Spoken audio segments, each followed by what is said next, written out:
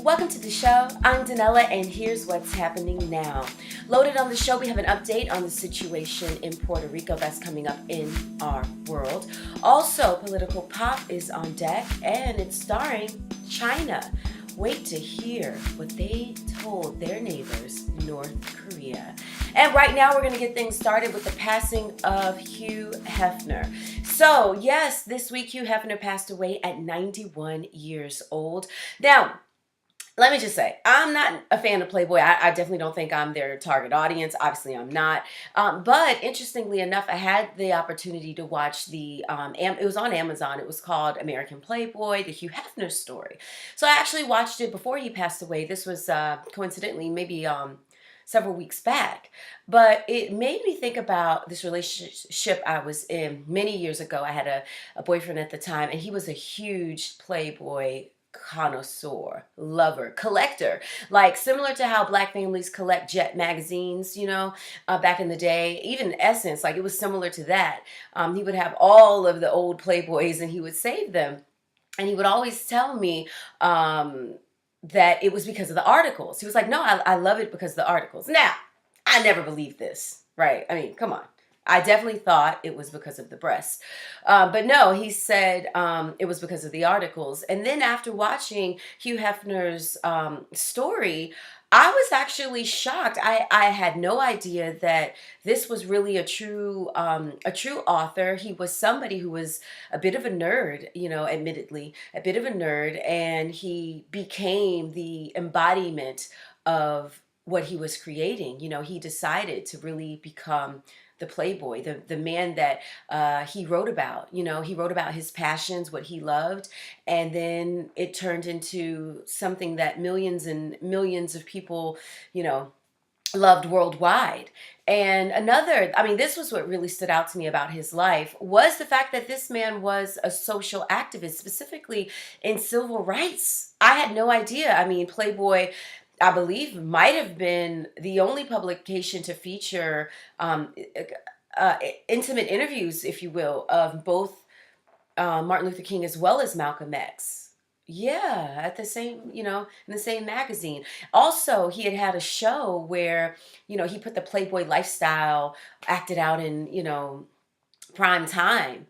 And they're saying that it's one of the first shows to actually show Black and whites intermingling at that time. It was a late night show, and states in the South wouldn't even air it because no way were they going to show him, talking and socializing, with Nat King Cole, for example. And it was amazing. Jesse Jackson was in it. Other civil rights activists were in as well, all talking about, Hugh Hefner and what he did at that time, really being active. So yeah, so rest in peace, Hugh Hefner. If you have a chance and you want to, I know a lot of people are angry about, him having a nudie magazine, and I can understand that, but it was interesting really hearing his life story, and I definitely took away the idea of really believing in yourself. He really believed in himself, had an idea, asked his friends and family to invest in it, and was able to pay them back all the money that they invested, more. He actually made a profit. The first release of the very first magazine that he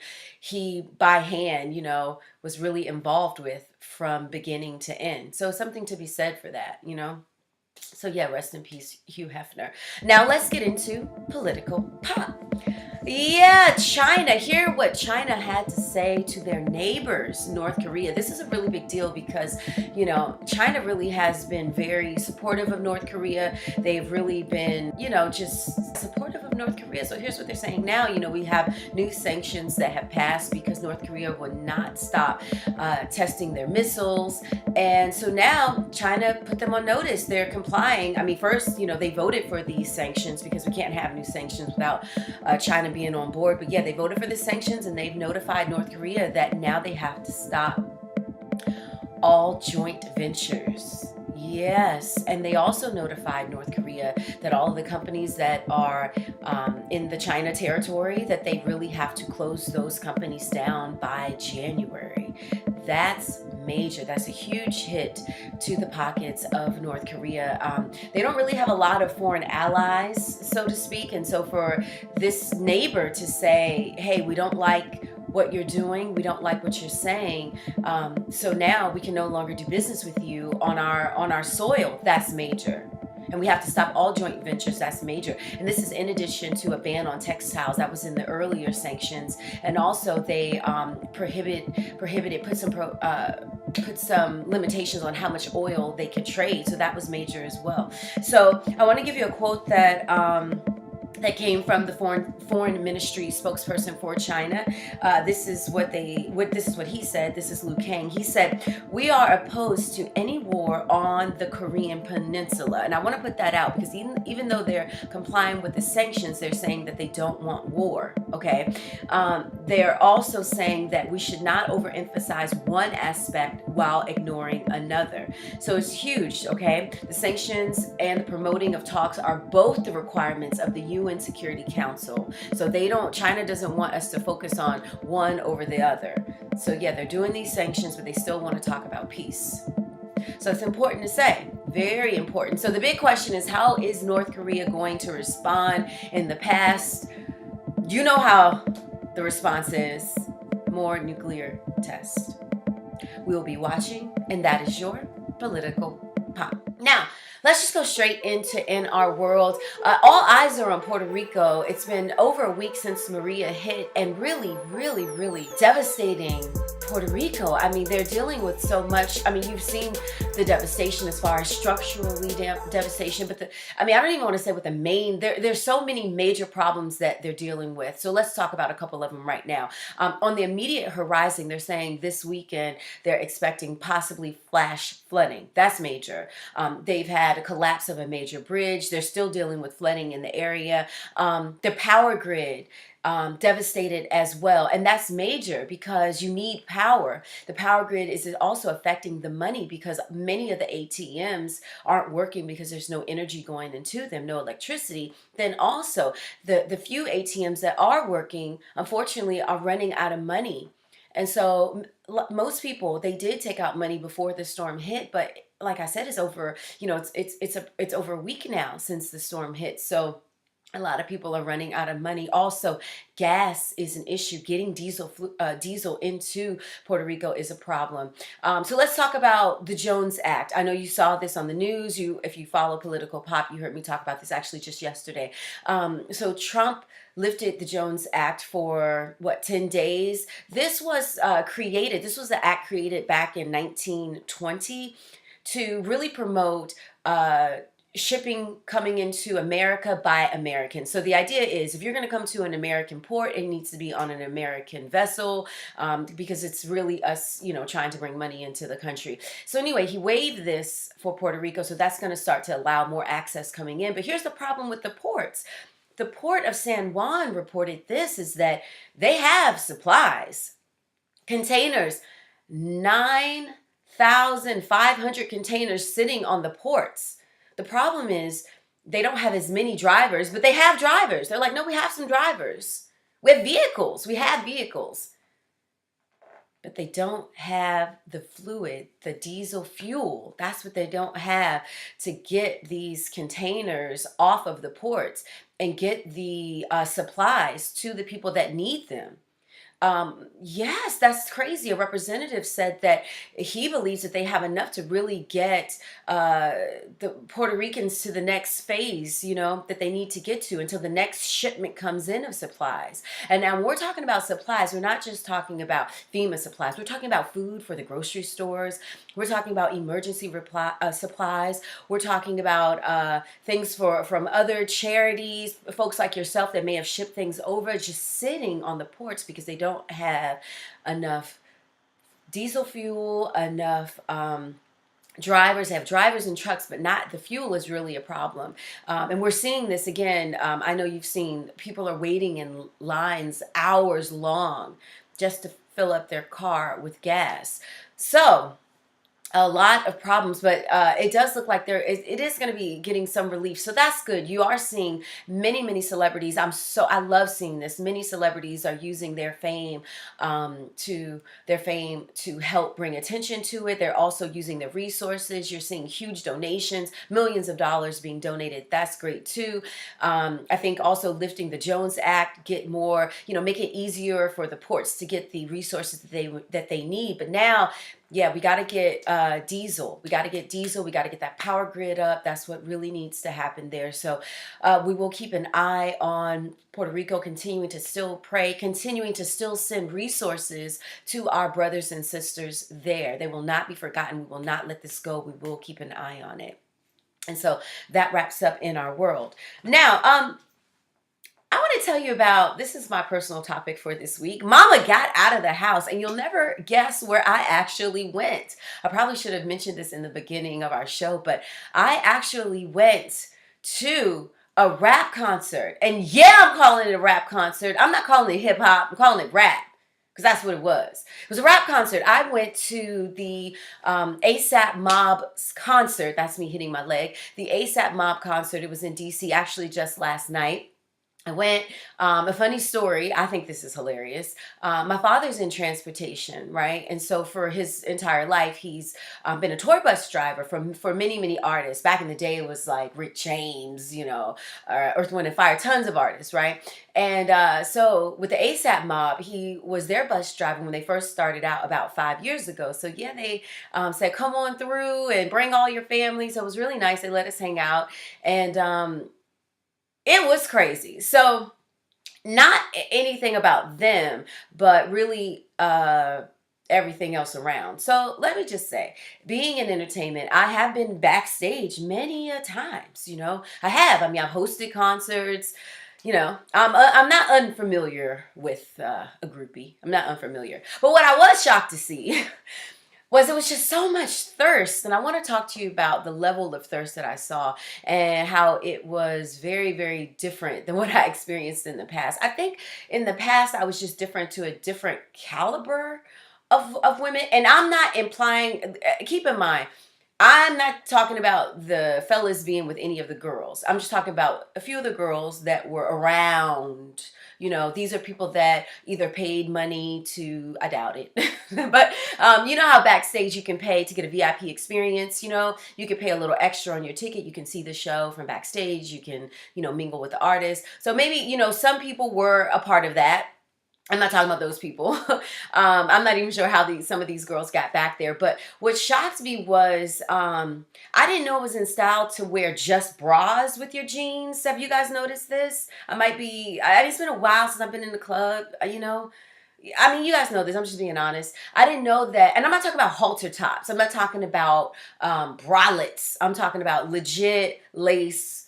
I can see your nipples, areola, all that, bra.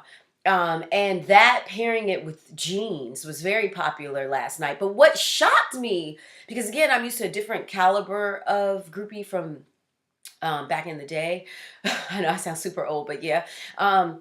Like wearing flip-flops and real flats, like flip-flops, Birkenstocks. That should surprise me. We're in DC. But yeah, and like really flat sandals.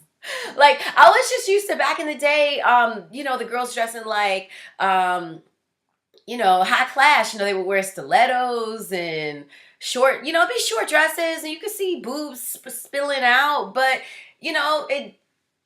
it was just very different. I just couldn't believe it. And so as I looked around, I not only noticed the girls, I noticed some of the guys too. And what I realized is, what's happening a lot in our culture, in our world, is that we tend to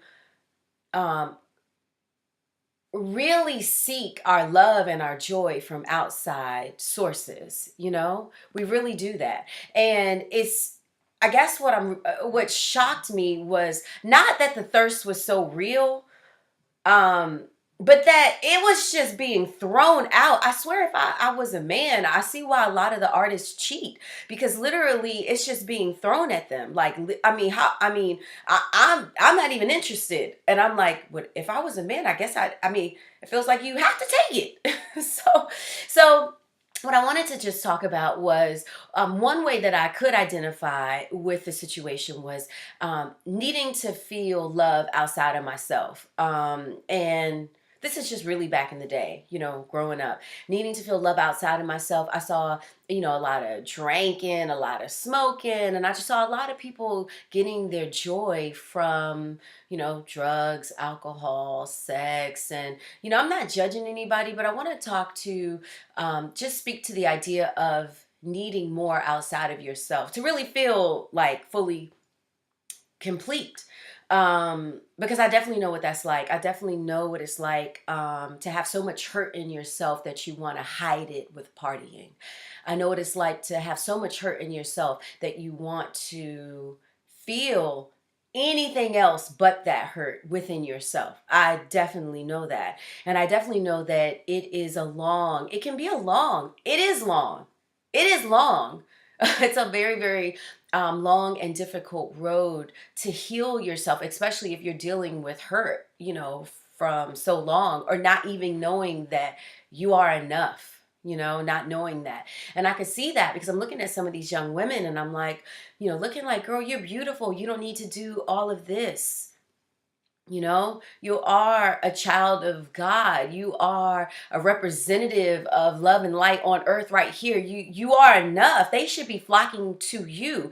They should be, as in anybody. You are a gift, And I'm not, trying to go all hard again. I'm just trying to go from where I've been, not knowing this even about myself. I mean, I didn't go as hard as them, but our hurts are similar. And so what I want to talk about is how to start to heal from that, because it can be a long and challenging road. But I think the first start that you have to go through is really just acknowledging that the hurt is there. And that's the hardest part, because it's easy to just keep continuing to party through it. It's easy. And then if you have other friends that are in the same boat, it's easier to continue to party through it. And what happens is when you're young, y'all seem like y'all on the same page. Oh, we partying through it. But then as you get older, those friends start going further on their journey and getting back on their mission. But you could still be in the mix of hiding from your pain. And so the first thing is really just acknowledging like whatever that is, what has happened and how it's truly affecting you. And then slowly forgiving, who did it, if it's someone, what was it for the thing it was, and even yourself. Allowing it to have happened, accepting that it has happened, and learn the lesson from what has happened. Because a lot of the hurt that has happened to us, there's lessons of growth that we can gain to give us the power that we need to get through it, to help us. Having that knowledge helps us become the victor as opposed to being the victim, right? And then the next thing is slowly starting to really love yourself and seeking that love within yourself, not seeking that love, and comfort by drinking. I remember when I first started hosting clubs, man, easily, as soon as I got in the club, I had to have a drink. Not that I was I don't want to say like I drank till I got drunk, because I can't function drunk. Like that's not how I roll. But just to feel comfortable, like to feel like I was relaxed enough to get on the mic and host, to feel like I could relate to everybody, because it's hard if you're sober, so to speak, talking to everybody, that's drunks, and a lot of the music is about that. So yeah, I remember that when I was much younger, starting out, like, okay. And then I would have to pace myself because I didn't want to just get wasted, wasted on the mic. You know what I mean? And then as a woman, I can't be wasted on the mic. Plus I'm getting paid from a club. Like that's all types of danger. And so I was really fortunate enough to really start this process young, start the process young. But to be honest, even if you start young, depending on the type of hurt that you're dealing with, it can take a very long road for you to really heal yourself. And so it's very important that as you're going through the process of finding that love from yourself and that commitment to yourself and the joy from yourself, that you also have patience with yourself, you know, patience that it's not going to be every day that you're going to wake up and feel like the love that, but it is every day that you may have to work on that connection, feeling the love in yourself, feeling that love in yourself, pushing that love outside of yourself. It can be an everyday thing. I can tell you, for me, it is an everyday thing.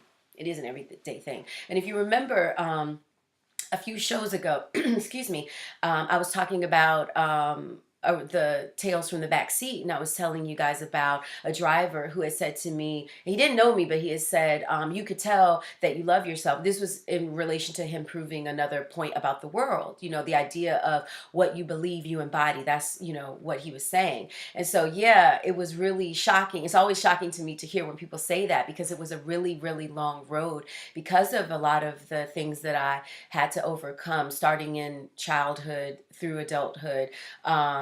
And it was really shocking for me to hear that, because it was a long road to having that self-love, and really for somebody else to be able to say, I can see that, was like, wow, it really works. Like, this really works. So I just wanted to just talk about it, man, because the thirst was real. It wasn't just the girls, it was the men. Like, I also saw men, you know, feeling that they needed more. You know, I could also see a lot of just wanting to have more, you know, and you're surrounding yourself also with people who are having those same needs. And so it could not help you move forward. But the other thing too is that you're admiring people that are fighting for their goals and their dreams, you know? And so really it's important for you to do the same thing. Fight for what it is that's important to you. Fight for the number one, which is yourself, which is yourself. So, man, even if it's just helpful to one person, that's great. Even if it just helps you know a little bit more about myself, that's cool too. And then that just about to wrap up the show. Have a wonderful weekend. Again, thank you so much for watching the show. Thank you for your comments. Again, have a beautiful weekend, and I'll see you next